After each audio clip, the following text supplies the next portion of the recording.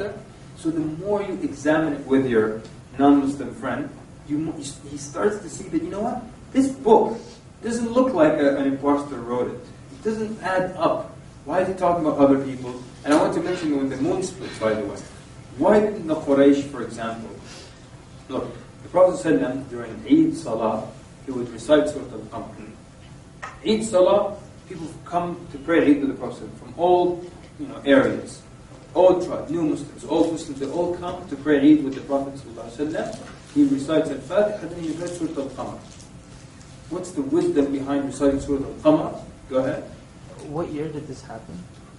I don't. Okay, why? The end of the lunar count? No. Why did you recite Surah Al-Qamar in Eid? Talks about the tribes of the world. Almost. To remind people of the Day of Judgment? Possibly. Anything else? Why Al-Qamar specifically? You could have recited Surah Al-Qiyamah. Okay, let me ask you this. The Quraysh, did they ever, what was their problem with the Prophet ﷺ? Worship one God. That he made the aliha one ilah. That was a big issue for them, right? Maybe he found some other issues here and there. Why didn't they ever, and they would have taken any opportunity to attack the Prophet ﷺ if they saw any flaw, true or false. He's their number one enemy. Any opportunity to attack him, they would have. Why didn't they ever once say, pedophile, for example? Why didn't they ever say that? Because it wasn't a crime at their time. That's tomorrow's argument. But also, why didn't they oppose the Surah Al-Fil? أَلَمْ تَرَ كَيْفَ فَعَلَ رَبُّكَ بِأَصْحَابِ الْفِيلِ? Why didn't they oppose to the... Why didn't they say, what is this? Why not? They all happened in their time? Because they know what happened. No one objected to it. The Prophet ﷺ would recite Surah Al-Qamar in Salat al-Eid because now people from all parts are there. New Muslims and old Muslims are all there, and they all hear the hour has drawn near and the moon has been split. So everyone knew that happened. That's why with this huge gathering at Eid Salah, no one opposed it. No one said, wait a minute, what is this talking about? It reaffirms, all of them recognize, that's going back to your point about the moon splitting, that all of them recognize this happened. That's why their complaints weren't, you said the moon split, or you married more than one, or the arguments that existed today. If anyone was to argue against the Prophet, it would have been the Quraysh who hated him more than anyone. So, and of course the Orientals, they're unfair in their arguments. But the arguments that they have today, they're just based on today's culture. Why marry more than one? Why marry someone who's younger than 18? Why do this? Why do that? But the Quraysh would have been the first to object. They would have objected to the surah saying the moon has been split. But they didn't, because they knew it was a reality. So anyways, so when you look at the Quran, the more you look at it, the more you see that it could not have been written by an imposter or by a human being. And if you claim it was written by an imposter, somewhere, somehow, the motive of this man, whatever it is, must be reflected in that book that he wrote by himself. And so what you do, you go through the entire list, all right? And that he was someone who just wanted to divide people. Like he wanted to divide people, but he's the one who gave the hadith that you should not even have animals fighting against each other. You shouldn't even rile one animal up against the other. And he's telling me he was there just to split. Then why the ayat about وَاعْتَصِمُوا بِحَبْلِ اللَّهِ جَمِيعًا, hold fast to the rope of Allah, telling him that the Muslims are like the building, the bricks hold one another, and that if one part of the body is ill, the other part responds with fever. So it doesn't add up. Something else.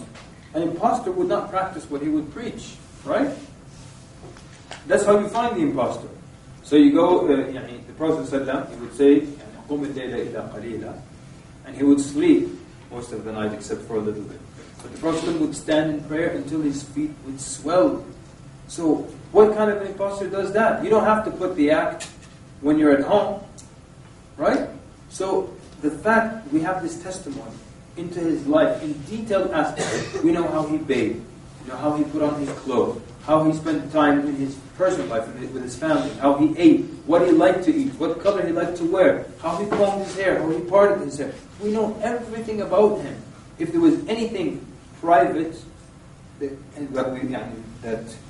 we would have known, he would prove to us that he was not a genuine prophet, that he would not practice what he would preach.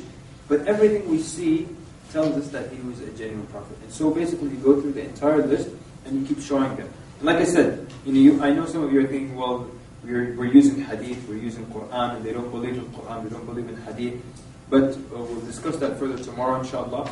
And when we do, you go out and you try this exercise. Like I told you, the person was an atheist, and she became Muslim. She's still Muslim. She's got 2 children now, mashallah, happily ever after, inshallah.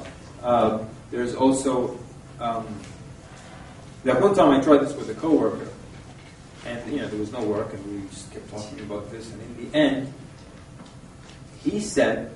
We also, by the way, did something else that day. We listed all the skills of the Prophet ﷺ. Every skill that he had. We could make a long list now. Every skill that he had. His skill of arbitrating between people, speeches, military tactics, and raising children, dealing with your spouse, also counseling. Every skill that Prophet ﷺ had, we listed it on a piece of paper. And then, of course, if you're saying he's an imposter and he wrote the Quran, he has all the scientific knowledge back then. So, oceanography, the stars and the planets and orbits, embryology or biology, there's so many. You just keep listing. Overwhelm the person. Just list all the skills that he has. Just keep listing. His knowledge of the animal kingdom, the bees, all that stuff. Make a huge list. And in the end, we made that list and said, okay, what do you think? You think one person can have all that? So this guy came up with something. He said, look, I think that Muhammad ﷺ was probably the reincarnation of all the great minds in history into one man. So I said, listen, let me ask you honestly, what do you think is more probable? That he's a reincarnation of all the great minds? Because when you look at quote unquote great minds, you'll find that this guy excelled in this thing, but it was one field. Thomas Edison, what do we have? 200 inventions. He did steal some of them from other folks, by the way. But at the same time, it's all dealing with electricity. Da Vinci, how many sciences did he deal with? Physics, right? Biology, right? He was doing dissection and all that. But in the end, how many were there? And it wasn't like he was so ahead of his time, things that are impossible to know back then, like the science that we have in the Quran. And so, in the end, he said, so I said, what is more probable? That he was the reincarnation of all the great men in history, or that he's just probably one of the genuine prophets of Allah. The man looked down, and he said, he was probably a genuine prophet of Allah. Because when you do it like this, you leave no avenue, you leave them no escape. Either he's a genuine prophet, or he's an imposter. We looked at it, it didn't add up. He was an imposter. We have the book that you allegedly, you say, that he wrote. You look at it and you don't find, any indication that there is an imposter here. I just don't see his argument. He's saying that all the minds of the past geniuses or whatever. Well, didn't Prophet come before all of them? Well, he's trying to make. He's just trying to get out. When you're trying to get out, you hold on to anything. So I know it doesn't add up, but I didn't even want to go there. I just said, look, what do you think?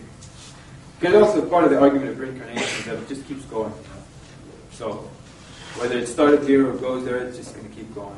So, but you're right. But the point is, what is more probable? He said it's probably a genuine prophet of Allah. So try it, have fun with it, and this is the plan when we come back tomorrow. We're going to discuss first of all a little bit how do you convince them about the Quran and the hadith of Prophet ﷺ, that they're authentic, that you can rely on them. Then we're going to probably take one or two of the most difficult questions and discuss them. Then we're going to go through the different ways of refuting arguments and convincing people. And then we're going to spend the rest of the day answering those questions. And maybe some of you will come up here, and then we'll go back and forth. It's your skill, inshallah, right? And in that way, you'll be somewhat prepared, inshallah, for what lays ahead of Islamic awareness week and other weeks. So anyways, again, I would like to really thank you. I had a lot of fun today. It was great. And, excuse me for my jokes if they were too good. And sallallahu Muhammad wa ala alihi ajma'in. Any announcements? Assalamu Alaikum wa rahmatullahi wa barakatuh. Jazakallah khair.